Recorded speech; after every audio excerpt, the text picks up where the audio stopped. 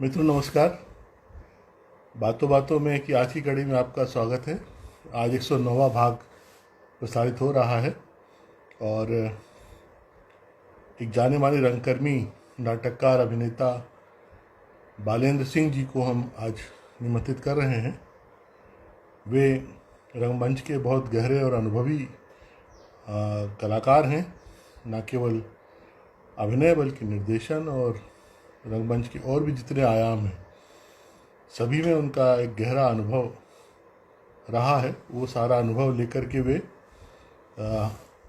इस पूरे रंगमंच की दुनिया में, रंग जगत में, रंग संसार में अपनी एक गहरी उपस्थिति बनाकर रखे हुए हैं। न केवल नाटक बल्कि सिनेमा और टेलीविज़न के क्षेत्र में भी उन्होंने अपनी पहचान छोड़ी है। जो भी काम किया है वो पहचाना गया है, वह उनके हस्ताक्षर के रूप में दर्ज हुआ है। तो 7/5 पर यद्यपि वे आ चुके हैं, बालेंद्र जी हमारे बीच आ चुके हैं, पर फिर भी 1 मिनट है तो मैं तब तक उनके विषय में बात कर लेता हूं और जल्दी हम उनको जोड़ लेते हैं अपने साथ। बालेंद्र जी मूलतः भोपाल में रहते हैं और लगभग 3 दशक उनको रंग जगत में कार्य करते हुए हो गया। इस बीच उन्होंने नाटक का पूरा ककहरा अपने जीवन में उतारा और फिर बाद में जब स्वयं रंग मंच के क्षेत्र में अपनी प्रस्तुतियाँ, अपने हस्ताक्षर, अपनी सिग्नेचर से प्रकट होना शुरू हुए तो फिर भोपाल के रंग दर्शकों को लगा कि हाँ, ये कुछ एक अलग ढंग की बात कहने जा रहे हैं। वो सब चीज़ें बहुत बड़ी हैं, मायने रखती हैं और धीरे धीरे उनको इस शहर में ही नहीं बल्कि प्रदेश में और देश में भी एक प्रतिबद्ध रंगकर्मी के रूप में पहचान मिली है। मैं 7/5 होने चला है, मैं उनको जोड़ ले रहा हूँ और हम लोग अपनी बातचीत शुरू करेंगे। इस बीच TJ15711 ये नाम मैं समझ नहीं पा रहा हूँ किनका है, उनका मैं स्वागत करता हूँ। मान सिंह भोंदिया जी का स्वागत है, मुकेश का स्वागत है, बाकी हमारे साथी आते जाएंगे। मैं सुनील चौधरी जी का भी हार्दिक स्वागत करता हूँ और बालेंद्र जी को जोड़ने का जतन करता हूँ।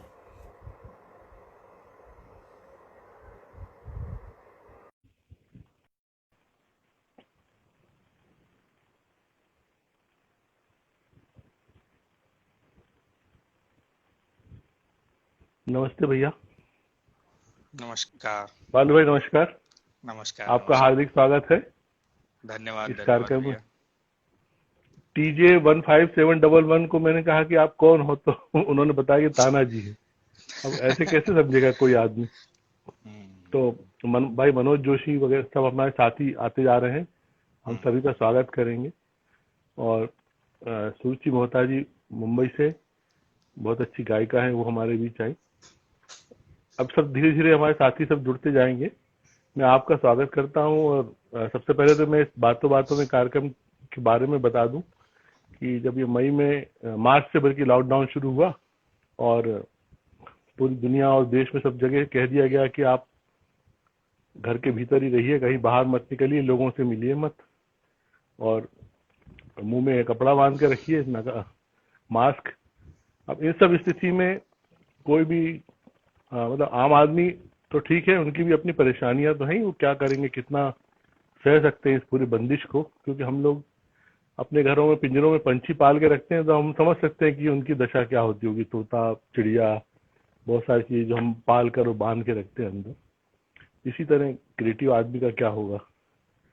तो जो जिसका संसार ही घर के बाहर 24 घंटे रहता हो, कलाकारों के बीच, प्रस्तुतियों के बीच, तैयारियों के बीच, सबके तनाव, और फिर उसके बाद आपको अगर बांध दिया जाए तो फिर ये रहा कि कलाकार मित्रों से जुड़ करके जीवन और सृजन को लेकर जो कुछ भी उनकी अपनी एक जर्नी रही है उसको लेकर एक सिलसिला शुरू किया जाए बातचीत का। तो ये बातों बातों में की रूपरेखा बनी और आज आप 109वें मेहमान हैं। मुझे अच्छा लग रहा है कि आप इस बातचीत का हिस्सा बने और मुझे भी बहुत अच्छा लगा। आपके माध्यम से हम उस पूरे आपके सृजन जगत की यात्रा को जानना चाहेंगे जिसमें आपने खूब अच्छे अच्छे काम किए, खूब एक अपनी पहचान को समृद्ध किया और लगातार हम सबको ये गर्व प्रदान किया कि प्रतिबद्ध रंगकर्म क्या होता है और याद रह जाने वाली प्रस्तुतियां कैसे की जाती हैं। मैं निश्चित रूप से मैं जैसे क्योंकि सिनेमा से मेरा लगाव है, सिनेमा का आदमी हूँ, तो जैसे मैं रमेश सिप्पी की शोले मानता हूँ, तो मैं ऐसी लाला हरदौल आपका एक सिग्नेचर नाटक मानता हूँ। हम लोग हमेशा उस नाटक की प्रायः बात किया करते हैं। जैसे अभी 4 दिन पहले भी मैं कुछ मित्रों में बात कर रहा था, तो कैसे एक आंचलिक कथा, एक लोक कथा, इतिहास से जुड़ी हुई इतनी महत्वपूर्ण प्रसंग, कैसे राजनीतिक षड्यंत्रों में घिरा हुआ एक कैरेक्टर किस तरह लोक देवता बन जाता है और भाई के रूप में प्रतिष्ठापित होता है कि सदियों सदियों उसकी फिर वो पहचान बन गई, उसकी पूजा होने लगी। नहीं तो षड्यंत्र तो कुछ और कह रहा था, और अगर वो षड्यंत्र का शिकार हो जाता या उस जगह वो पराजित हो जाता तो इतिहास फिर कुछ और कहता। लेकिन किस तरह से वो इतिहास बना और आपने उसको कितनी खूबसूरती से बहुत दिग्गज कलाकारों के साथ किया, और भी बहुत सारे काम। तो आरंभ में बहुत सामान्य सवाल सा कर रहा हूँ कि आपने स्वयं इन 3-4 महीनों को कैसे व्यतीत किया है, वो हम लोग को जानना अच्छा लगेगा। देखिए, और जब लॉकडाउन शुरू हुआ तो उसके पहले हम लोग बहुत सारे शोज में बिजी रहे, और बिल्कुल आखिरी आखिरी समय तक लगभग 19-20 मार्च तक भी हम लोग काम करते रहे, लगातार बाहर टूर पे रहे। ओरछा में हरदौल के शोज मिले ओरछा महोत्सव के दौरान, तो उन सब में लगे रहे, और हम उसी बीच ये अचानक से ये लॉकडाउन आ गया। तो जिस गति से हम लोग दौड़ रहे थे और अचानक से कह दिया गया कि अब आप रुक जाइए, अब आपको जो है नहीं दौड़ना है, तो एकदम से वो लगा कि अब कैसे, क्या होगा क्या नहीं होगा। घर में बैठ गए, घर में रहने की आदत नहीं। तो जब शुरू के 4-5-6 दिन, हफ्ता भर तो बहुत ही बोरियत महसूस हुई, और फिर जब लॉकडाउन खत्म ना होने की उम्मीद नजर आई और फिर एक बढ़ता चला गया, एक के बाद एक सिलसिला बढ़ता चलता चला गया लॉकडाउन का, तो फिर हमको लगा कि नहीं, अब हमको घर में ही रहकर कुछ क्रिएटिव, क्योंकि कलाकार कभी चुप नहीं रह सकता, और वो कुछ ना कुछ अपने सृजन करता ही रहेगा। कहीं जहां भी रहेगा, वो जिस भी परिस्थिति में रहेगा, तो वो सृजन उसका चालू रहेगा। तो वही हमने कोशिश की कि घर में भी कुछ अब शुरू किया जाए। तो फिर मैंने कुछ कहानियों को घर में पढ़ना शुरू किया। पढ़ते पढ़ते ख्याल आया कि क्यों ना कि इन कहानियों को मैं अपने जो सोशल मीडिया के मित्र हैं उनके साथ शेयर किया जाए। तो फिर मैंने सोशल मीडिया, फेसबुक पर लाइव आकर कहानियों का जो है नाट्य पाठ, मतलब ये कहानी वाचन मैंने शुरू किया, पढ़ना शुरू किया। तो उसको भी अच्छा रिस्पांस मिला, और उसके बाद फिर मेरी क्लासेस शुरू हो गई कि कहीं अमेरिका में, कहीं भोपाल में, तो जूम पर जो है मैंने क्लासेस लेना शुरू की, नाटक की क्लासेस लेना शुरू की, निर्देशन के बारे में बातचीत करना शुरू किया, एक्टिंग के बारे में बातचीत करना शुरू किया। तो ऐसे एक धीरे धीरे ये सिलसिला चल पड़ा। तो फिर लॉकडाउन हमको समझ में नहीं आया कि कब ये लॉकडाउन हमारा गुजर गया। बीच में लाला हरदौल का हमने 9 लिम्स और बनारस थिएटर के सहयोग से लाइव शो भी किया अपने रिहर्सल स्पॉट पर जाकर। तो लाइव प्रदर्शन, जो 1.5 घंटे का नाटक है, उसको हमने लगभग 55-56 मिनट में उसको बनाया।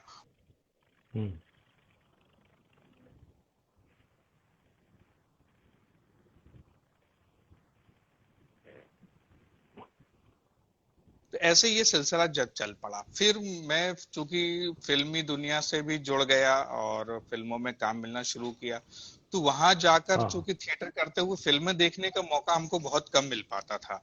तो ये मेरे अंदर की अपनी एक टीस रहती थी कि मैं फिल्मों के बारे में कम बातचीत कर पाता था, क्योंकि मैंने फिल्में देखी कम थी।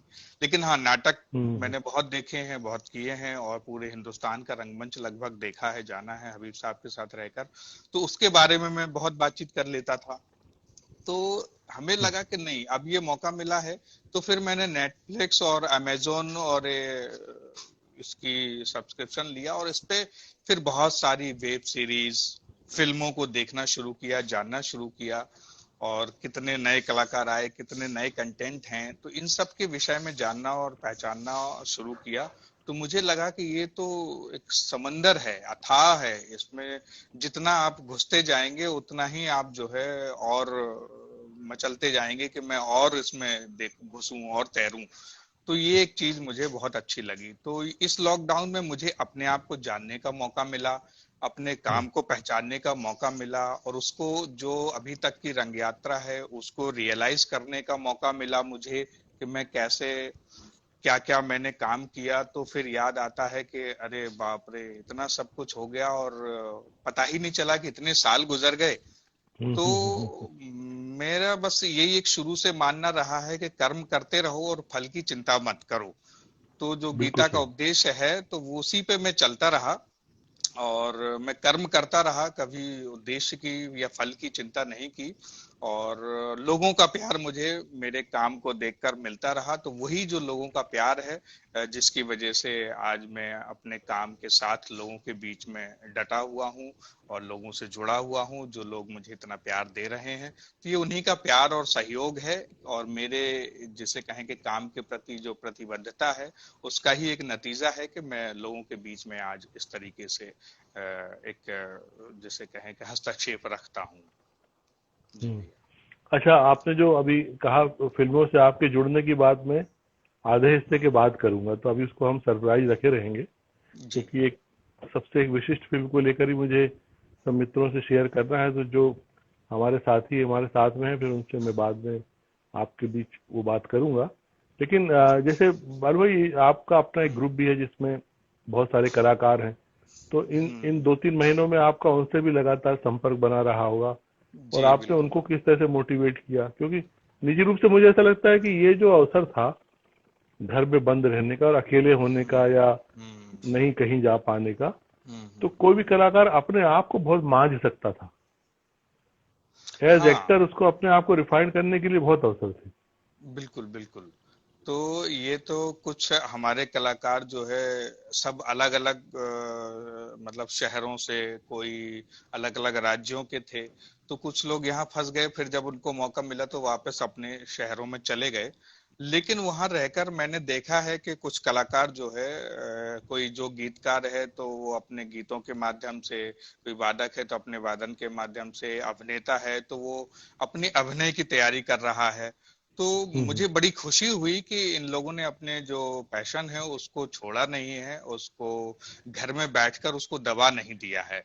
तो वो लोग अपने आप को निखारने में लगातार लगे रहे। उन्होंने कई नाटक पढ़े और उन नाटकों के कुछ संवाद या चरित्रों को उन्होंने अपने अंदर डाला, तैयार किया उन किरदारों को, और फेसबुक, इंस्टाग्राम और आज दूसरे जो सोशल मीडिया हैं और माध्यम हैं उन पे उन्होंने शेयर किया।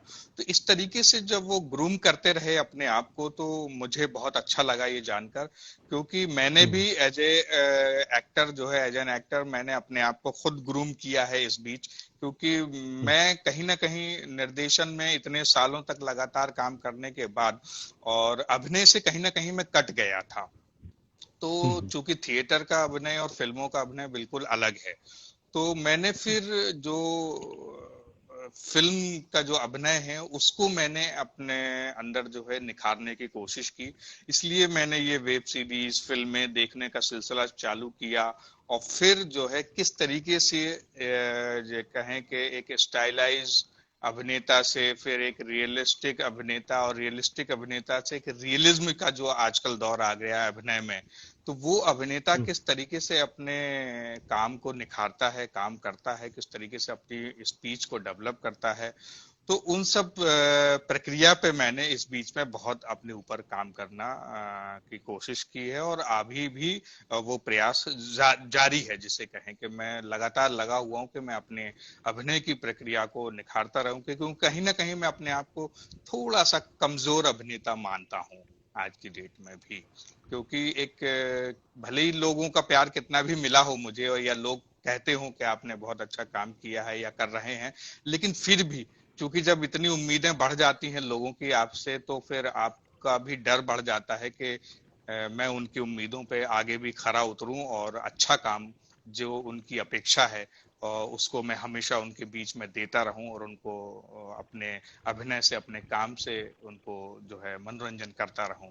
तो यही एक अभिनेता का काम है कि अपने अभिनय से, अपने काम से अपने फैंस का, अपने दर्शकों का, अपने श्रोताओं का मनोरंजन करे। तो यही कोशिश मेरी रही है कि मैं भी इस बीच में अपने आप को ग्रूम करता रहूं और अपने फैंस के बीच में जुड़ा रहूं और उनके बीच में जिंदा रहूं। यह मेरी कोशिश रही है इस लॉकडाउन के बीच में। अभी हमारे बीच में गांधी कथा कहने वाली बहुत विदुषी डॉक्टर शोभना राधाकृष्ण जी आई हैं। मैं उनका नमस्कार करके स्वागत करता हूं। वो हमारे इस कार्यक्रम में मेहमान रह चुकी हैं। बालन भाई, शोभना जी जो है पूरे देश में गांधी कथा की एक अलग उन्होंने जगाई है और दुनिया के अनेक देशों में भी होकर आई है। 1.5-2 घंटे की कथा वो व्यासपीठ पर बैठकर कहती हैं और उसमें गांधी जी के जन्म से लेकर अवसान तक का पूरा दृश्य उपस्थित होता है। वो हमारे बीच में। मैं आपसे, आप जैसे ये आपका अपना सच स्वीकार है, जो भी है अपनी तरह से आपने कहा कि अभिनेता में कमजोर हूँ, लेकिन जैसे मैं जब जीवन में पहली बार आपसे मिला हूँ 15, 14, 16 साल पहले जबलपुर में, मैंने लाहौर देखा था हबीब साहब का नाटक, तो उस समय मैं आपसे प्रभावित हुआ था। तो वो अभिनय ही तो था इतना श्रेष्ठ, इतना अच्छा कि आपने वो दादी वाले पार्ट को निभाया था, जो कि मुझे तो यकीन ही नहीं था। मुझे लगा था कि ये सचमुच में पंजाबी परिवार की कोई जैसे दुबली पतली बुजुर्ग औरत होती है उस तरह होंगी, लेकिन जब वो आप निकल के आए तो मैं तो अचंभित रह गया। तो अच्छा अभिनेता तो आप तब भी थे। तो हाँ, लेकिन वही है ना कि दूसरों की नजर में तो आपको अच्छा अभिनेता, मतलब वो तो उनकी नजर में तो हैं आप, लेकिन आपको अपनी कमजोरी या अपनी प्रतिबद्धता आपको पता होनी चाहिए कि आप और बेहतर कर सकते हैं या करना चाहते हैं। तो ये लाहौर की भी बड़ी एक विडंबना रही है, जिसे कहें कि इस रोल को, इस किरदार को प्राप्त करने के लिए, कि मैंने जिंदगी में कभी और जीवन में नहीं सोचा था कि मैं इस नाटक का हिस्सा भी बनूंगा। तो जब हबीब साहब ने एसआरसी रेपेटरी में 90s में इस नाटक को तैयार किया था और भोपाल में जब वो आए भी नहीं थे, तब इस नाटक का बहुत हल्ला सुना। भारद्वाज में शो हुआ इसका, तो मैंने भी, विभा मिश्र जी ने कहा कि नहीं, इस नाटक को देखना है, बहुत अच्छा नाटक है ये। हमने कहा ठीक है, लेकिन हमको उस दौरान टिकट नहीं मिले। तो ऐसे फिर रविंद्रवन में आया, उस दौरान भी टिकट नहीं मिला। फिर तीसरी बार फिर आया भोपाल वो नाटक, तो हमने बहुत पहले से उसका टिकट लेके रख लिया कि नहीं, मैंने कहा इस बार तो इस नाटक को देखना ही है। और फिर हमने उसको देखा, और वो जब देखा नाटक, तो मेरे जीवन का, जिसे कहें कि सर्वश्रेष्ठ नाटक। सबसे पहले मैंने अगर कोई नाटक जीवन में देखा था तो बाबा कारन जी का घासीराम कोतवाल था। जब रंगमंडल में हुआ था वो, तो वो मेरे जीवन का, जिसे कहें कि पहला नाटक देखने वाला जो है ये था। और दूसरा नाटक जो मुझे प्रभावित किया वो था हबीब तनवीर साहब का जिन लाहौरनी व्याख्या जम्मेनी। उसके बाद तो फिर सारे नाटकों से जुड़ा और सिलसिला बना रहा। फिर जब वो भोपाल आए और उस नाटक को उन्होंने करना शुरू किया, तो अच्छा, इस बीच में मैं अपने आप को अच्छा एक कॉमेडियन बहुत अच्छा मानता था कि मैं भोपाल का बहुत अच्छा कॉमेडियन हूं। तो जो 2-4-5 निर्देशकों के साथ जब मैंने भोपाल के काम किया, वरिष्ठ रंगकर्मियों के साथ, तो वो इत्तेफाक यही रहा कि मुझे कॉमेडी रोल मिले। तो मैंने अपने आप को उसमें निखारने की कोशिश की और मुझे लगने लगा, लोगों ने चढ़ाना शुरू कर दिया कि भाई यार, तुम तो बहुत अच्छे कॉमेडियन हो, तो बहुत अच्छे एक्टर हो। तो मैंने कहा ठीक है भाई, अच्छी बात है। तो फिर हबीब साहब का नाम सुना था और लगा था कि इनके साथ काम करना चाहिए। तो जब वहां गए रंगमंडल में, तो वहां पर सारा जो मेरा जितना किया हुआ अभिनय था, वहां सब फुस हो गया वो, कि वहां तो हमें जीरो से शुरू करना पड़ा। तो हमने कहा, मतलब हमने जो इस समय जितना सीखा 4 साल 5 साल, तो वो सब बेकार था मतलब। तो वहां लगा। फिर लाहौर का शो भी मुझे लगभग 2 साल के इंतजार के बाद मिला। कि रंगमंडल जब मैंने ज्वाइन किया, भारतभवन रंगमंडल, तो वहां पे भी मुझे ऐसे कोई बड़े रोल या कुछ इस तरीके की चीजें नहीं मिलती थी। और मेरा रोल के प्रति ऐसा कोई रुझान भी नहीं रहता था। मेरा उद्देश्य सिर्फ ये रहता था कि मैं जिस कला से या जिस विधा से जुड़ा हुआ हूँ, उस विधा को मैं जानूं कि वो विधा एक्चुअली है क्या, वो होती कैसे है और बनती कैसे है और मंच पर कैसे आती है, वो उसकी एक पूरी की प्रक्रिया क्या है। तो उस प्रक्रिया को जानने के लिए मैं जुड़ा था। और जुड़ते जुड़ते जुड़ते, तो बैठे बैठे ये सब चीजें सीखने को मिली। और जब अभिनेता दूसरे काम कर रहे थे तो उनको देखकर मुझे इत्तेफाक से जल्दी डायलॉग याद हो जाते थे, तो मैं देखकर सुनकर फटाक से मैं कैरेक्टर पकड़ लेता था और याद कर लेता था। तो ये चीज हबीब साहब को भी बहुत पसंद आई। तो ऐसे ही हम्म 2 साल बाद जब कलकत्ता में शो होना था तो मैं प्रॉक्सी किया करता था, लाहौर के हर एक किरदार की मैं प्रॉक्सी किया करता था। तो जो हम्म महिला किरदार उसको कर रही थी दादी की, तो उनका अचानक से जाना पड़ गया क्योंकि शो एक एक्स्ट्रा आ गया, 2 शो एक्स्ट्रा आ गए तो उनको जाना पड़ गया। तो अब कैसे हो, तो हबीब साहब तो शो नहीं छोड़ते, उनका तो उसूल ही है शो मस्ट गो ऑन। तो हम्म उन्होंने कहा कि बालू अब तुमको जो है जाओ दाढ़ी मूछ कटा लो और परसों ये शो तुमको करना है, हम्म, दादी का रोल करना है। तो मैं एकदम से बहरा गया। मैंने कहा हाँ ऐसे हाँ कैसे, मतलब हाँ कि अचानक से। तो एक निर्देशक का अपने अभिनेता के प्रति विश्वास, ये चीज सच में। मैंने उनके अंदर ये महसूस की कि वो जब अगर उन्होंने जिम्मेदारी दे दी है आपको, तो फिर वो हम्म भूल जाते थे कि अब मेरा शो नहीं होगा या नहीं होगा, ऐसा कुछ भी उनके विचार में नहीं रहता था। अब उन्होंने अभिनेता को दे दी तो वो उन्हें पता है कि वो अभिनेता अब अपनी पूरी जिम्मेदारी से उस किरदार को निभाएगा और शो होगा। वही हुआ, हमारी नींदें हराम हो गई, दिन रात जुड़ के रात भर ये डायलॉग याद करना। फिर दूसरे जो हमारे सहयोगी अभिनेता हैं उन्होंने भी हमारी काफी मदद की। और इत्तेफाक से वो 2 शो हमने आधे घंटे के अंतराल के बाद, वर्धमान में कलकत्ता में होने थे तो दोनों शो आधे घंटे के अंतराल में होने हुए। और दर्शकों को भी वो दादी का किरदार बहुत पसंद आया। जब मेरा नाम वहां लिया गया तो जो तालियां गूंजी, तो उससे लगा कि अच्छा अच्छा हुआ, मतलब हमको तो नहीं पता था। तो मैं अंदर ही अंदर बड़ा खुश हुआ कि मैंने कहा अरे हो गया ये इतना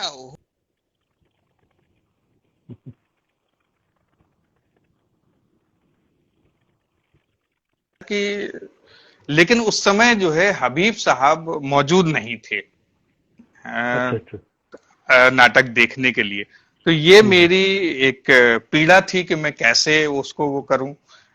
1 मिनट सर, वो इसकी बैटरी डाउन हो रही है तो मैं जरा चार्जिंग पे लगा लेता हूँ। हाँ हाँ हाँ, बहुत हाँ एक चल। मिनट, 1 मिनट, हाँ 1 मिनट। ये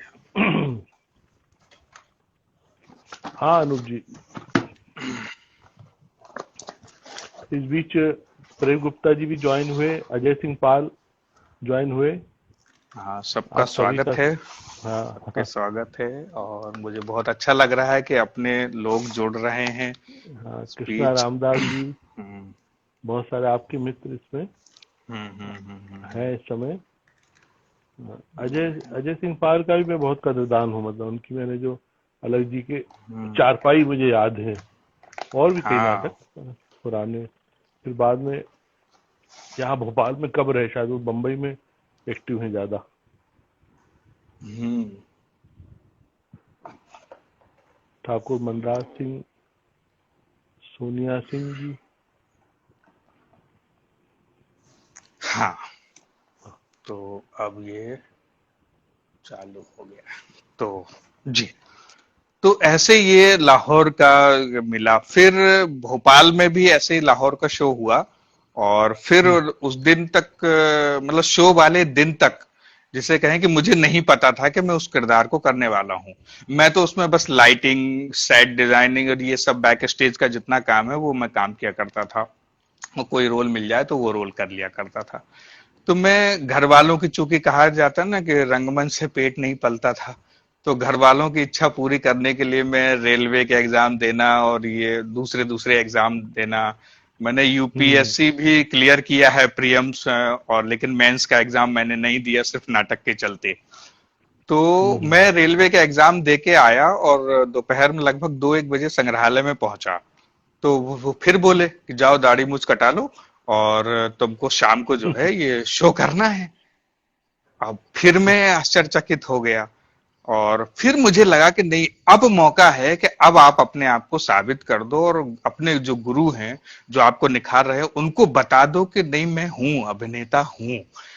तो फिर मैंने उस दिन दाढ़ी मूछ कटाई और उसी समय से दोपहर से जो मैं उस कैरेक्टर में घुसना शुरू किया। और माँ जी ने कहा कि हाँ मैं तैयार करूंगी तुमको। मैं बहुत खुश हुई कि मैं भोपाल में बालू करने वाला है इस नाटक को।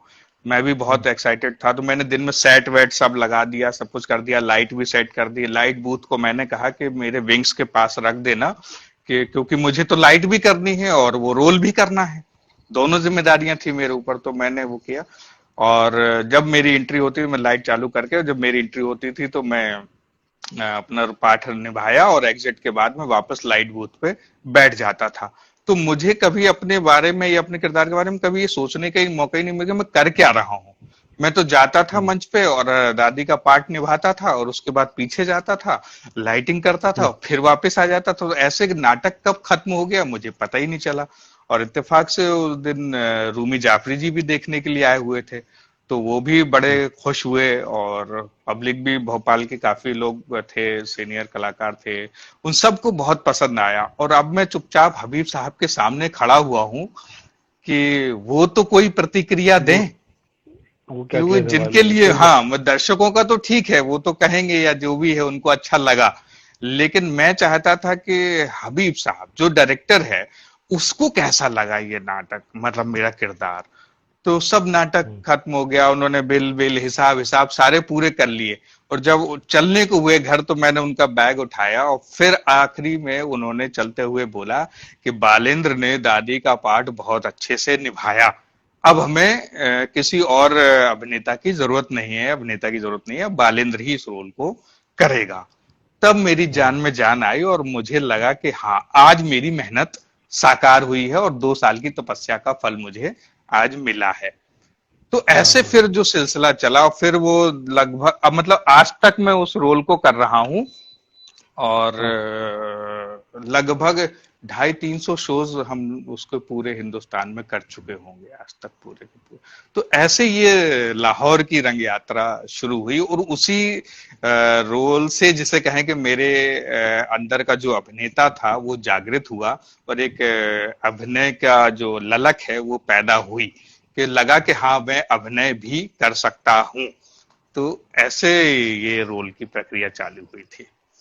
जी भैया। ये तो असल में ये वास्तव में पहला ही रोल इतना विकट आपको मिला कि जिसमें हाँ। आपको तो सीधे सीधे जोनर ही चेंज करना होता। वो हम्म। कोमलता, वो इमोशन, और फिर आप उस समय तो और भी कम उम्र के रहे होगे, मुझे लगता है 25-26 साल के रहे हाँ, होगे। 25-26 साल का ही और था मैं उस समय, और आप बिल्कुल। कर रहे हो लगभग 70-80 साल की महिला का रोल, बिल्कुल बुजुर्ग महिला का बिल्कुल। रोल। तो हाँ। वो सब मुझे वो एक सीन भी याद है जिसमें वो 2-3 लड़कियां कुछ आपसे संवाद करती हैं, तो उनको देखते देखते आप एकदम रोने लगते हो, फूट फूट के, हम्म। कुछ देर हाँ, वो पॉज देके। बिल्कुल बिल्कुल, वो दीपावली का सीन है, और सब जब उनका, पाकिस्तान का जो पहलवान है वो उसको नहीं चाहता कि वो हिंदुस्तान में रहे, हम्म, तो लेकिन सारे लोग चाहते हैं कि रहें, पूरा परिवार चाहता है, मिर्जा फैमिली चाहती है। तब हाँ फिर वो कहती है कि ठीक है, मैं नहीं जाऊंगी। तो वो सबके चेहरे देखती है ऐसे करके, एक एक, कि ये मेरा बेटा, ये बहू, ये नाती पोते, तो सब उसको लगता है कि मेरा पूरा परिवार तो यहाँ है, तो फिर मैं क्यों हाँ जाऊं। तो वो इमोशनल हो जाती है, और फिर वो फूट फूट के रोने लगती है, कहती है कि मैं आप किधरे नहीं जावांगी, मैं किधरे नहीं जाऊंगी, मैं इत्थे ही रवांगी। तो लेकिन वो खुशी कह लो या गम कह लो या दूसरे समाज का भय कह लो, कि उसी रात उनको फिर जो है उस किरदार अटैक आ जाता है और वो मर जाती हैं। हाँ और फिर हाँ वो हाँ कहानी दूसरी जगह, मतलब इंटरवल के बाद जो है वो हाँ, कहानी एक डायरेक्ट हुआ। सांप्रदायिकता का मोड़ ले लेती है, एक सांप्रदायिक सद्भाव का। तो उसमें एक बहुत अच्छा संदेश देने की कोशिश की गई है उस नाटक के माध्यम से।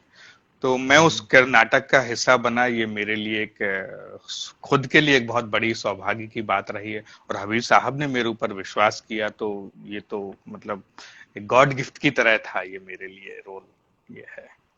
जी भैया। तो आपकी अपने ग्रुप की जर्नी जो है वो बहुत महत्वपूर्ण है। आपका हाँ। भोपाल में अपनी संस्था बनाना और फिर उसके माध्यम से ये कुछ लगातार तो कुछ बहुत इम्पोर्टेंट नाटक करना, तो हाँ, ये इसके भी बारे एक में भी बड़ी थोड़ा बताइए। बिल्कुल बिल्कुल बिल्कुल। अब चूंकि ये हुआ कि हबीब साहब के साथ रह के तो हम लोग तो साल भर नाटक करते थे, और साल भर नाटक करने के बाद वो 2 महीने की गर्मियों की छुट्टियां दिया करते थे। लगभग जून जुलाई की छुट्टी देते थे, और अगस्त से फिर उनका, और वो छुट्टी देने का कारण सिर्फ ये था कि उनके जो कलाकार थे, ग्रामीण कलाकार, किसान से, किसानी के क्षेत्र से भी जुड़े हुए थे, तो उन सबको अपने गांव में जाकर जैसे कहें कि किसानी का काम भी करना होता था, चावल की बुवाई और पाई ये सब काम रहते, तो इसलिए वो छुट्टी देते थे। अब हम लोगों को आदत हो गई थी कि वो तो सब हम्म। चले गए, अब हम क्या करें। तो हमारे जो साथी हैं उन्होंने कहा कि यार तुम तो हबीब साहब के साथ बढ़िया, देखो सोचो उनके साथ रहते हो बड़ी, तो तुम एक काम करो, तुम नाटक डायरेक्ट करो, हम लोग एक्टिंग करेंगे। हमने कहा ठीक है भाई, ऐसा कर लेते हैं। तो फिर मैंने पहली बार जीवन में एक बगिया बाछाराम का प्ले डायरेक्ट किया 1998 में। तो वहीं एलबीटी के सभागार में उसका शो हुआ था, और जब वो हम्म। शो भी हुआ और काफी मेहनत और दिक्कतों के बाद वो भी शो हुआ, हम लोग रिहर्सल, सब कई लोग रहा, नजीर भाई भी, गोपाल भाई भी, और बहुत सारे लोग वहां, एलबीटी बन भी रहा था थोड़ा थोड़ा सा, मतलब आधा बन चुका था, आधा बन रहा था। हम्म। तो उस समय हम लोग वहां रिहर्सल करना शुरू किए, और सब लोगों की रिहर्सल जब खत्म हो गई, तो फिर मेरी अकेली की रिहर्सल वहां चलती थी। तो एक दिन गुल दीदी जो है सिगरेट पीती हुई ऐसे ऐसे आई, ए तुम कौन? मैंने कहा जी मैं बालू, बालेंद्र। कौन बालू, इधर क्या कर रहे? तो मैंने कहा दीदी मैं रिहर्सल कर रहा हूँ। "ओए, किससे परमिशन लिया तुम?" तो मैंने कहा नहीं किसी से नहीं। किससे लेनी है? मुझसे लेनी है। तो मैंने कहा दीदी परमिशन दे दो कि मैं यहाँ रिहर्सल कर लूं। तो बोली ऐसे थोड़ी, 300 रुपया लगेगा। तो मेरी हवा खिसक गई कि भाई उस जमाने में, मतलब मैं तो कहीं कुछ कमाता भी नहीं था, तो मैं क्या करूं क्या। तो हाँ। मैंने कहा ठीक है दीदी, मैं 300 रुपए लेके फिर मैं आता हूँ रिहर्सल करने के लिए। तो 15-20 दिन फिर मैंने ब्रेक लिया, और वो 300 रुपए मैंने इकट्ठे किए, इंतजाम और किया, फिर हाँ। इंतजाम किया, और फिर मैंने दीदी को पैसा दिया, रसीद कटाई, और फिर मैंने वहां रिहर्सल की। तो ऐसे मेरा बगिया बाछाराम का। तो इस बीच के गैप में जो मुझे पुराने कलाकार थे जिन्होंने मेरा सहयोग करने की बात कही थी, वो सब बिखर गए। तो मैंने अच्छा, कहा अब अच्छा। क्या करूँ, हाँ, तो मैंने कहा रिहर्सल की जगह हो गई, अब कलाकार नहीं है। तो फिर कुछ केजी चचा के बच्चों ने जो है मुझे फोन किया कि सुना है भैया आप नाटक कर रहे हैं कोई। मैंने कहा हाँ नाटक कर रहा हूँ। तो मैंने कहा, बोले कि हम करना चाहते हैं। मैंने कहा आ जाओ। तो ऐसे वो बच्चे जुड़े, पहले मैं बड़ों के साथ काम करने वाला था, और लेकिन जुड़ गए बच्चे। तो मैंने कहा बच्चे। चलो कोई बात नहीं, बच्चों के साथ ही काम करता हूँ। तो बच्चों के साथ जब वो काम किया, और फिर जब पहला ही शो एलबीटी के जो ओपन, पहले तो ओपन ही था वो सभागार, और इतने दर्शक आ गए, मुझे खुद नहीं पता कि कहाँ से इतने दर्शक आ गए, तो वहां लोगों को खड़े होके नाटक देखने की जगह नहीं मिल रही थी। तो मैं भी हैरान था, और वो भी शो फिर इत्तेफाक से बहुत अच्छा हो गया, और वो शो हो गया, और फिर हमारे हबीब साहब भोपाल आ गए, और फिर उनके कलाकार आ गए, और हम फिर साल भर रंग यात्रा में फिर जुड़ गए।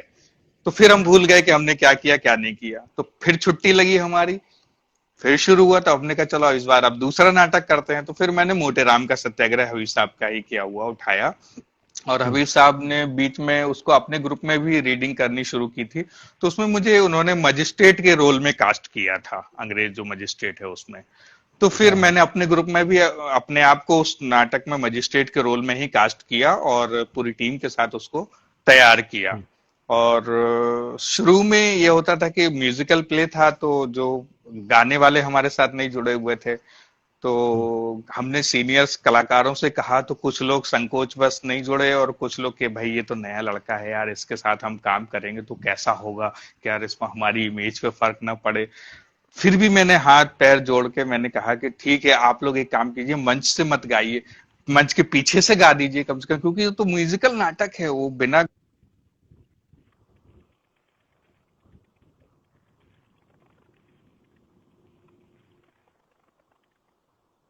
साथ तो दिया, लेकिन मंच के पीछे से उन्होंने गाया। तो इत्तेफाक से वो प्ले भी पब्लिक को पसंद आ गया, उसके बावजूद भी कि सामने गाने नहीं हुए। फिर साल भर का गैप हो गया, और फिर मैं रंग यात्रा पर निकल गया। फिर तीसरे साल जो मजेदार किस्सा ये हुआ कि कलकत्ता से मुझे उस नाटक को करने का जो है, कि मैं जो जोनल सेंटर का समारोह होता है, नाट्य समारोह, तो वहां पे मुझे 2 शो मिले। तो उसको, कि आप जो है आप मध्य प्रदेश से आप प्रेजेंट कर रहे हैं। हमने कहा ठीक है, और उस बीच में हबीब साहब, बंसी जी, अलग जी, और गुलदी, हम्म। सब लोग वहां काम कर चुके थे उसी समारोह में। उसके बाद हम्म। मुझे उधर जाने का मौका मिला, तो मैं बहुत ही एक्साइटेड था, बहुत खुश था, और एक नर्वसनेस भी थी कि मैं मध्य प्रदेश को प्रेजेंट करने जा रहा हूँ और मेरी सारे 30 युवा लोगों की टीम है। सब जो है मतलब 17-18 से लेकर 30-35 साल के लड़के सब जुड़े हुए थे उसमें। मैं भी इतना 35 साल का नहीं था उस समय, 27-28 साल का ही था लगभग।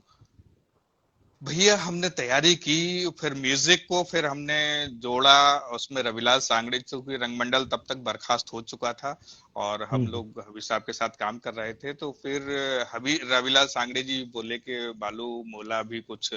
तो मैंने कहा मैं देखता हूँ दादा, मैं तो खुद जो है बिना, क्योंकि आप लोग तो वहां तनख्वाह पे काम करते थे और हम तो तनख्वाह जानते भी नहीं क्या चीज होती है, लेकिन जब भी हाँ मेरे हाँ पास कोई पैसे वाला काम आएगा तो मैं जरूर आपको बुलाऊंगा। तो कलकत्ता से मुझे 2 शो मिले हुए, मैंने दादा को बुलाया। हाँ।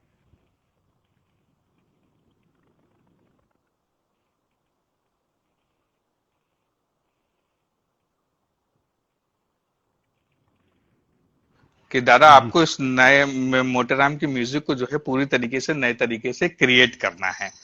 तो उन्होंने फिर हाँ।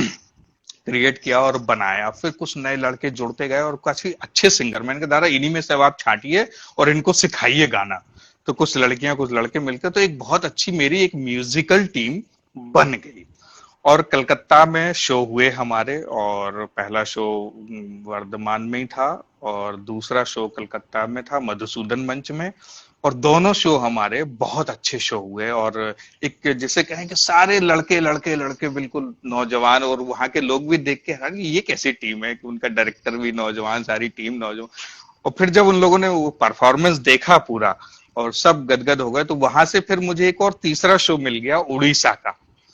और ऐसे फिर हम्म। मेरी जो है हम थिएटर की एक रंग यात्रा चालू हो गई शुरू कि हुई। फिर शो दर शो मिलते गए।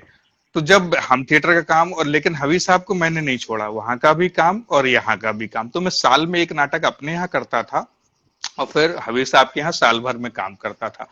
और इसी बीच मेरी पढ़ाई भी जारी रही, मैंने पढ़ाई को नहीं रोका। और मैंने ग्रेजुएशन पूरा थिएटर में रहकर ही कंप्लीट किया और पोस्ट ग्रेजुएशन भी रहकर थिएटर में ही कंप्लीट किया।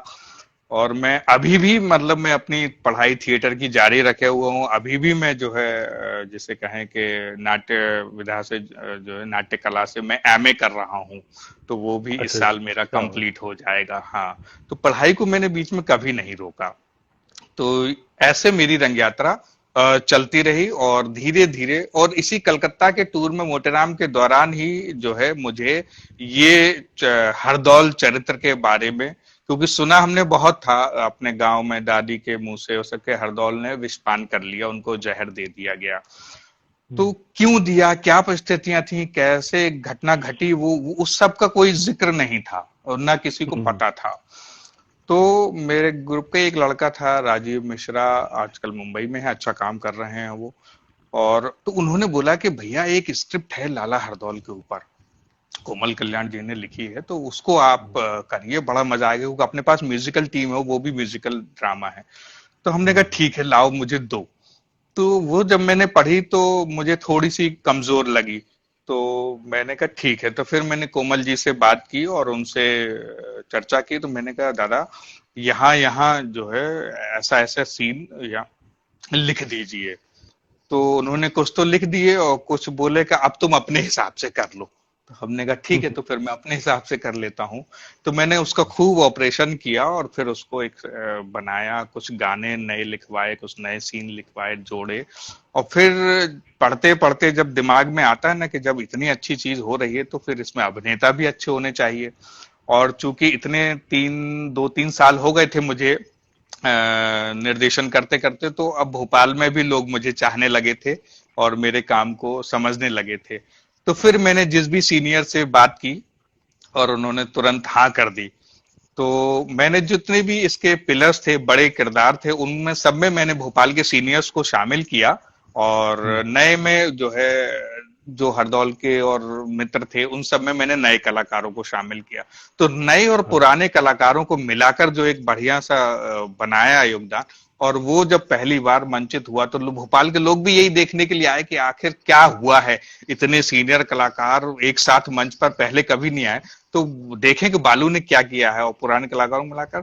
तो जब वो शो हुआ तो वो भी अनएक्सपेक्टेड था, मतलब दर्शक रो रहे, हम भी रो रहे, सब लोग रो रहे। तो इतना भावुक, मैंने कहा इतना प्रभावी हो गया वो शो। तो कई लोगों ने उसकी कई तरीके से जोड़ तुलना की, जोड़ा और उसको सराहा, तो मुझे बहुत अच्छा लगा। तो मुझे फिर तब जाके यही एहसास हुआ कि अच्छा, निर्देशन शायद मेरे अंदर घुसा हुआ है, तो मैं चीजों को निखार सकता हूं, ऐसा मुझे तब महसूस होना शुरू हुआ। फिर धीरे धीरे फिर मैंने और अच्छे कंटेंट्स को पढ़ना शुरू किया और उनको निखारना शुरू किया। और हरदौल का सिलसिला तो फिर जो चला तो फिर चलता ही चला गया, और 3-4 साल तक मैं उसमें कई सीनों को लेकर मैं परेशान भी रहा कि कुछ सीन्स जो है उसको ड्रैग करते थे, युद्ध के सीन्स, क्योंकि हमारे पास प्रोफेशनल जिसे कहें कि युद्ध करने वाले या मार्शल आर्ट जानने वाले कलाकार नहीं थे। ये जिनको सिखाते थे तो अगले शो में वो नहीं मिलते थे। तो फिर मैंने उसका एक डिवाइस छोड़ा कि उसको गाने के माध्यम से मैंने पूरा का पूरा उसको बना दिया, और जो फाइट का सीन था वो मैंने हटा दिया। तो उसकी जो सबसे बड़ी कमजोरी थी उस नाटक की, वो अब खूबी बन गई कि गाने में वो पूरा चीज आ गई। तो ऐसे वो फिर नाटक, अब कहीं भी अगर मैं भी नहीं भी रहूं उस नाटक में, तो भी वो नाटक वो हो जाता है, और हर एक किरदार का 3-3, 4-4 ऑप्शन हमारे पास मौजूद है उस किरदार का, कि आज ये नहीं तो ये नहीं तो ये। और कई बार तो ऐसा हुआ है कि कई किरदारों ने डायरेक्ट मुंबई से आके सीधे मंचन किया है। कई लोग चुनाव की ड्यूटी से भी, बाबा का आशीर्वाद ऐसा होता था कि उनकी चुनाव की ड्यूटी से भी उन्हें छुट्टी मिल जाती थी और वो आके मंचन में शामिल हो जाते थे।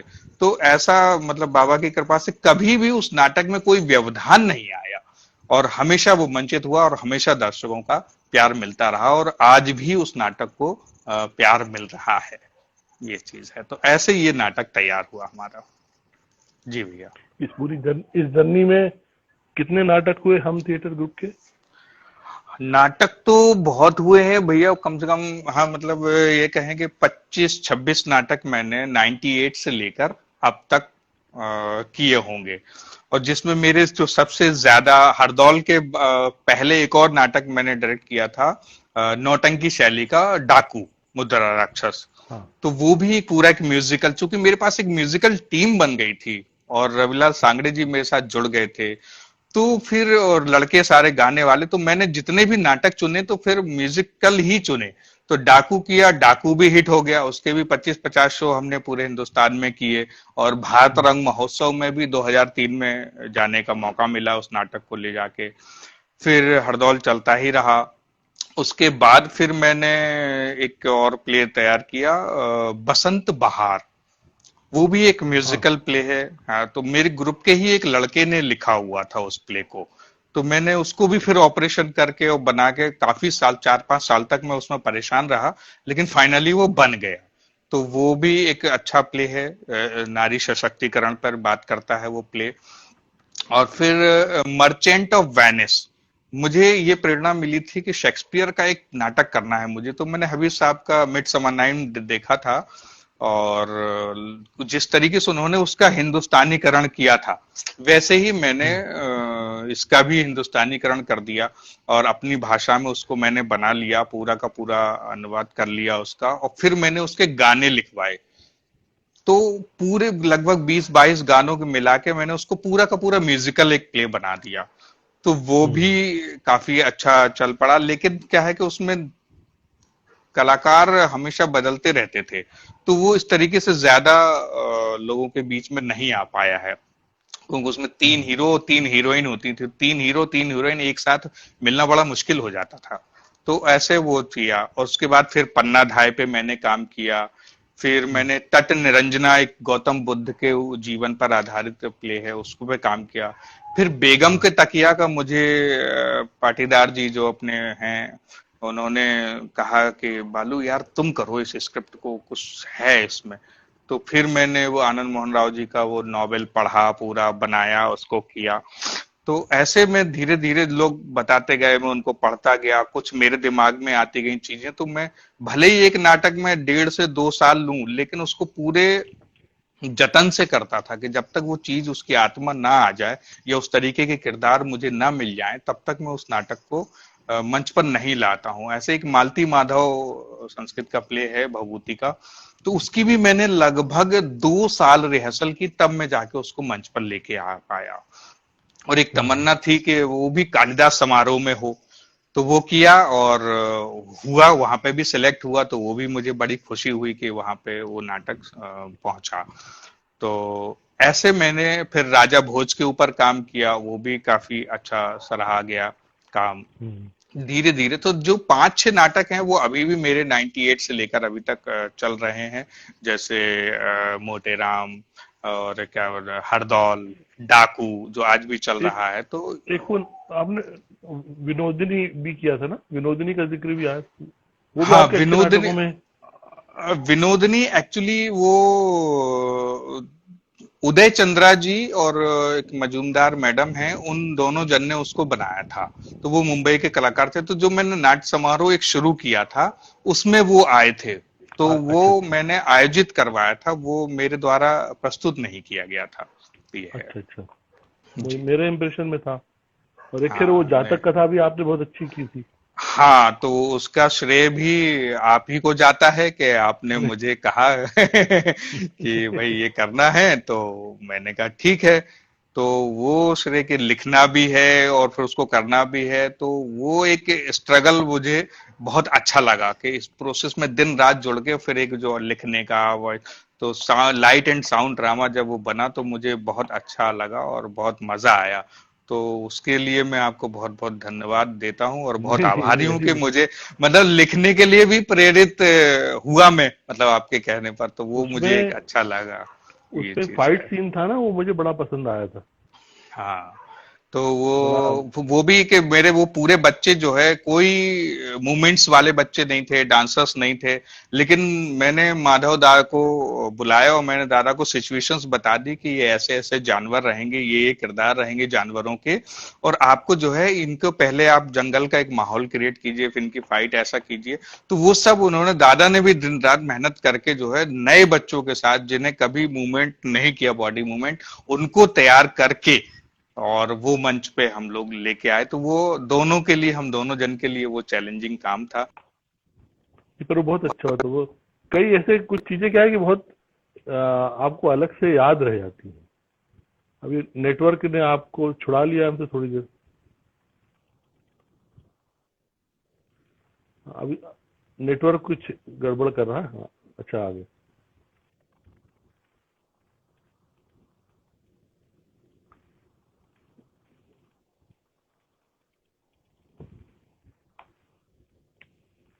हाँ नहीं, मैं आपकी आवाज तो सुन रहा हूँ, विजुअल जो है वो गड़बड़ हो गया। हेलो। हेलो।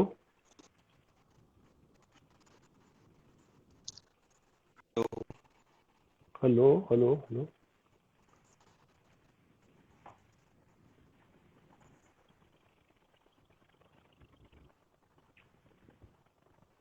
हेलो। हेलो।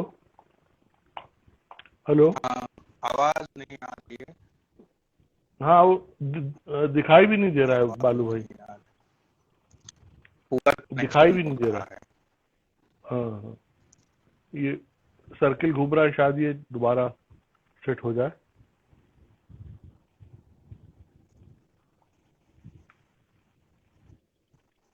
पूरा कनेक्शन हो रहा है। हम्म।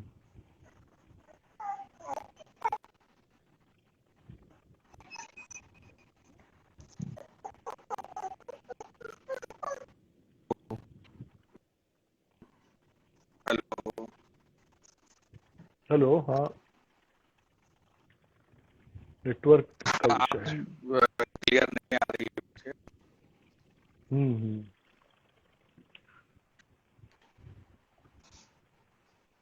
हेलो। हेलो। आप एक बार रिकनेक्ट करके देखो। हेलो। हेलो।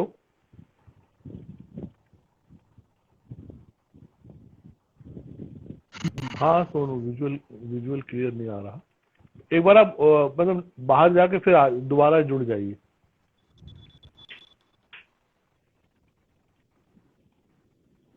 Poor connection. हम्म।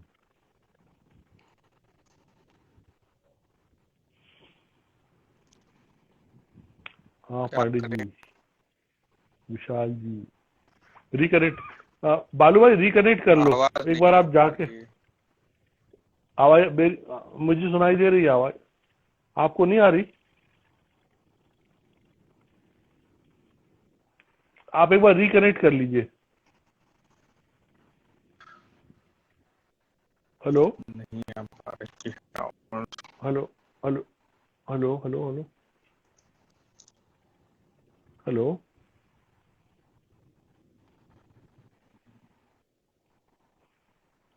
मोबाइल दूसरा।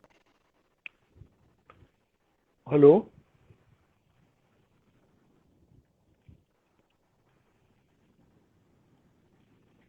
हेलो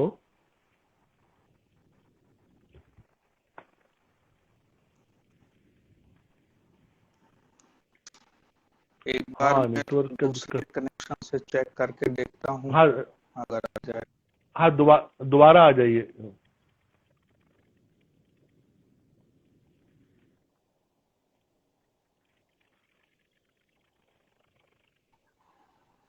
आवाज नहीं आ हैंग हो पा गया ऐसा लग रही रहा है। है, दोबारा जुड़ जाइए एक बार बाहर जाकर।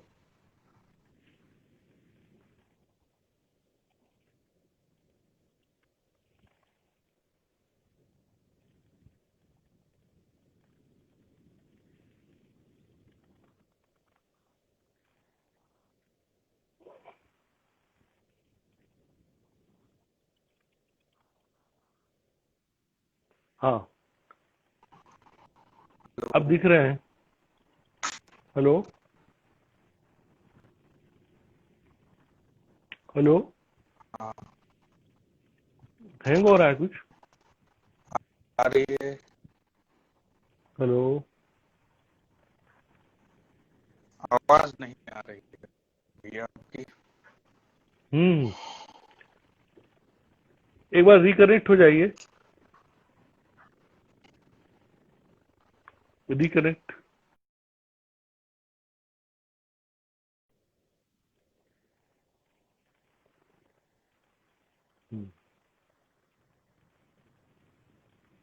हम दोबारा रिकनेक्ट होने की कोशिश करते हैं।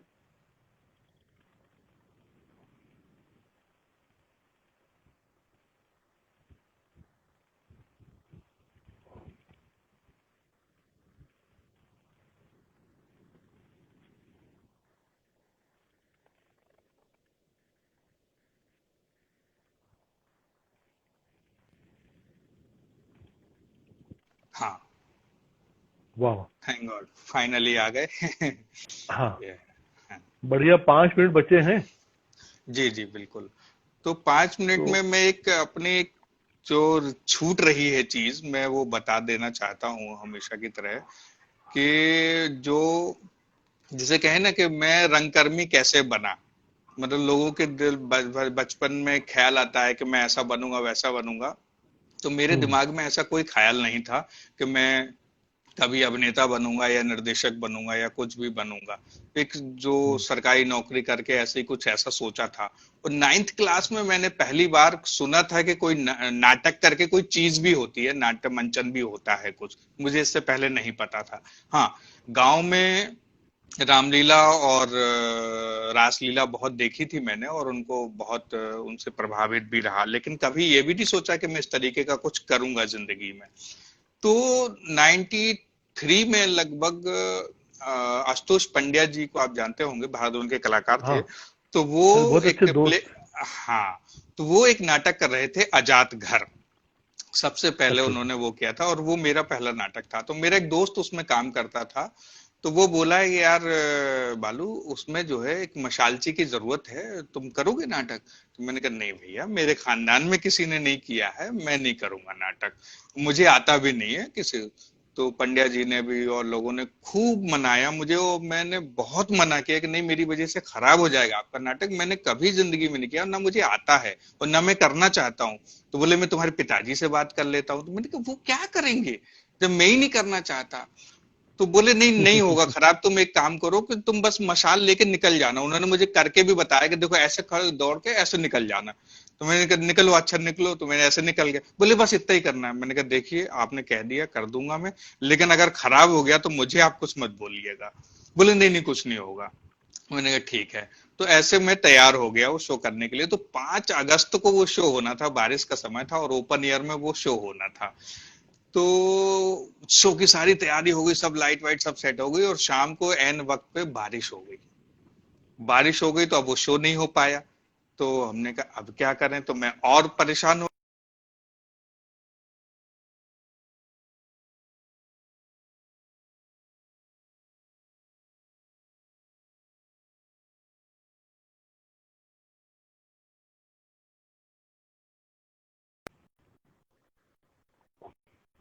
प्रसाद की बात करते थे, जयशंकर प्रसाद की, मुंशी प्रेमचंद जी की, सर्वेश्वर दयाल सक्सेना की।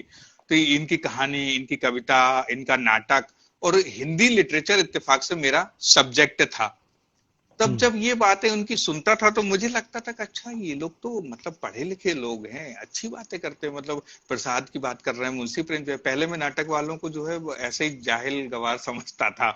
लेकिन जब वो वहां गया, बातचीत हुई, तो लिटरेचर की बातचीत हो रही, पढ़ाई लिखाई, तो मैंने सोचा कि ये तो बहुत ही अच्छी बात है कि मैं यहाँ जो कर हम्म। रहा हूँ वही चीज मुझे यहाँ पढ़ने को भी और देखने को भी मिलेगा। तो मैंने कहा पढ़ाई के साथ साथ नाटक भी, तो ये तो दोनों का कॉम्बिनेशन बन गया। तो ऐसे में नाटक में आ गया और फिर वो शो भी हुआ। फिर मैंने उस दोस्त से कहा कि अब दूसरा नाटक बता दो मुझे। तो वो बोले कि विभा जी कर रही हैं वोल्गा से गंगा। तो फिर हम्म। धीरे धीरे ऐसे में जुड़ता चला गया, और ऐसे जिसे कहे ना, इत्तेफाक से मैं रंगकर्मी बना हूं। मेरा कोई उद्देश्य नहीं था कि मैं रंगकर्म में आऊंगा या कुछ आऊंगा। और लेकिन जब मैं जुड़ा तो फिर पूरी शिद्दत से जुड़ा, और आज तक जुड़ा हुआ हूं। मेरे साथ कई लोग जुड़े, मैं उनको लेके भी आया, लेकिन वो लोग नहीं रह पाए और मैं लगा रहा। बीमारी के बावजूद भी, आर्थिक तंगी के बावजूद भी मैं लगा रहा। तो यही नतीजा है कि आज मैं यहाँ टिका हुआ हूँ और आप लोगों के बीच में अपने काम के साथ जुड़ा हुआ हूँ। जी भैया, अब ये आप बताइए। मैं बहुत बहुत जरा सा समय बचा, लेकिन मैं शुजी सरकार की फिल्म पीकू का जिक्र जरूर कर देना चाहूंगा मित्रों के बीच। जी जी। उसमें आपने अमिताभ बच्चन जी के साथ बराबर से रहते हुए उनके हम्म जो नौकर का रोल किया है, वो बहुत ह्यूमर क्रिएट हम्म करने वाला है। और हम्म। जिन मित्रों को इस बारे में नहीं पता होगा, वो फिल्म वो लोग जरूर देखें। वो निश्चित रूप बिल्कुल। से एक बहुत अच्छा तजुर्बा रहा होगा।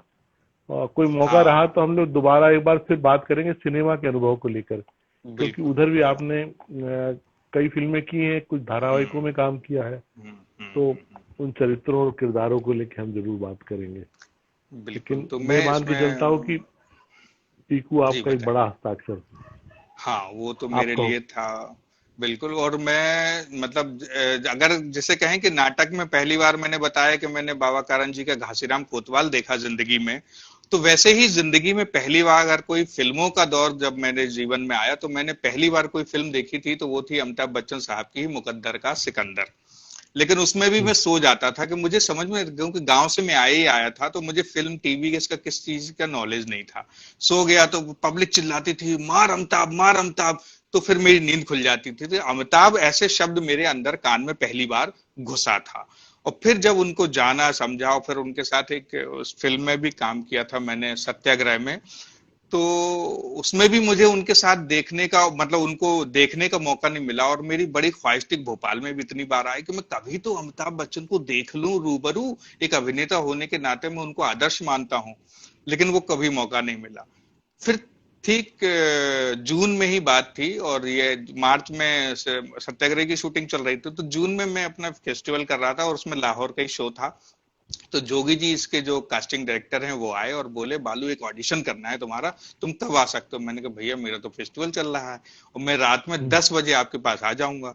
अरे यार ठीक है, कोशिश करना जल्दी आ जाओ। फिर भी मैं जल्दी से शो खत्म किया, कपड़े चेंज किए, और मैं ऑडिशन के लिए वहां पहुंच गया। और उन्होंने स्क्रिप्ट थमाई, सब कुछ किया। लेकिन उन्होंने कभी बताया नहीं कि अमिताभ बच्चन के साथ है, ऐसा कुछ है। उन्होंने बताया अपने मालिक का बहुत ही चहेता है, दोनों बिल्कुल तू मैं सब उनको पता है कि घर में क्या हो रहा है। वो कोई उसको असर नहीं होता, तो वो अपने काम में, अपनी सेवा में पूरी तरीके से ईमानदार है, ऐसा किरदार है। तो उन्होंने 2-3 ऑडिशन लिए और ले गए, और वो इत्तेफाक से मैं सिलेक्ट भी हो गया। तो ये, और फिर भी मुझे नहीं पता था कि ये बच्चन साहब के साथ हो रहा। फिर दूसरे लोगों ने मुझे बधाई दी, बधाई हो भाई तुम्हें पीकू में काम मिला। पीकू, ये क्या है पीकू। तब फिर वो बताए मुझे कि ये पीकू अमिताभ बच्चन दीपिका पादुकोण की फिल्म है जिसमें तुमको सिलेक्ट कर लिया गया है। तब मेरे होश फाख्ता हो गए। मैंने कहा अरे वाह, ये कैसे हो चमत्कार हो गया। और उन्होंने बताया, तो ये मेरे लिए एक सरप्राइजिंग मोमेंट था। और फिर लगा कि मैं जब मुंबई पहुंचा, फिर लगा कि कैसे मैं उनके साथ काम करूंगा। 3-4 दिन हमारी दीपिका जी की कैमरा रिहर्सल, स्पेस रिहर्सल होती रही, और बच्चन साहब सीधे शूट वाले दिन पहुंचे। और जब उनके 20 साथ सेकंड बचा है। हाँ, मैं बोल 20 रहा हूँ सेकंड बचा। हाँ। जी। तो पहुंचा, और फिर एक ही ख्याल था कि आज उनसे पहली मुलाकात होगी और आमने सामने बात होगी। ये दिमाग में चलता रहा और हम लोग चलते रहे। और ऐसे कई इंसिडेंट्स हुए। पहले तो डर लगा, लेकिन फिर बाद में उन्होंने इस तरीके से हमको शामिल कर लिया अपने एक सह अभिनेता के तौर पे।